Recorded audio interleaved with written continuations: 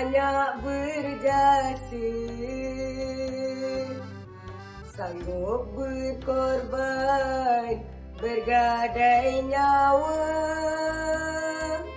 Negara aman, rakyat sejahtera.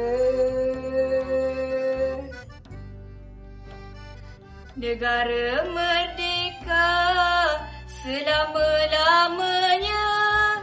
Jangan sengketa antara kita. Aman makmur kekal dijaga. Hidup harmoni berbilang bangsa. Assalamualaikum dan selamat sejahtera.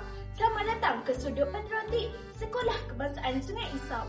Sudut ini mempamerkan replika dan bahan-bahan berkaitan sejarah yang telah dihasilkan oleh murid-murid mengikut kreativiti masing-masing, menggunakan bahan mesra alam dan kita semula.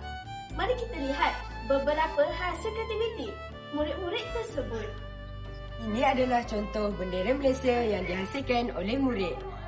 Bendera Malaysia atau dikenali sebagai jalur gemilang ialah salah satu identiti negara.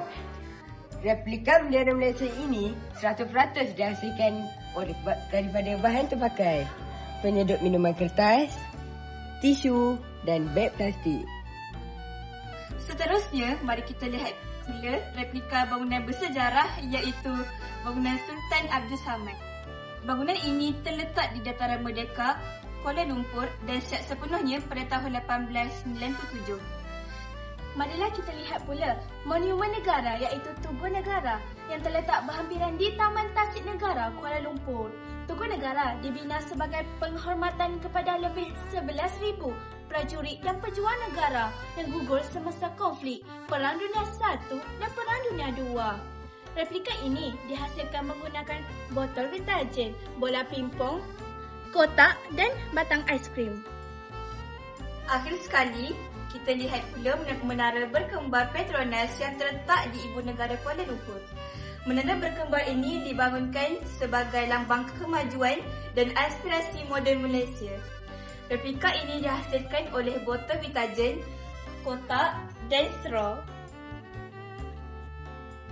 Di sini juga terdapat pameran buku skrap yang dihasilkan oleh murid-murid SK Sungai Isap.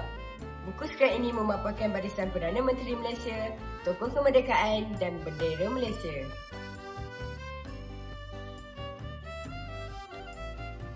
Dengan adanya sudut pameran ini secara tidak langsung dapat memberi ilmu pengetahuan sejarah kepada murid di samping memupuk nilai semangat patriotisme dalam jiwa.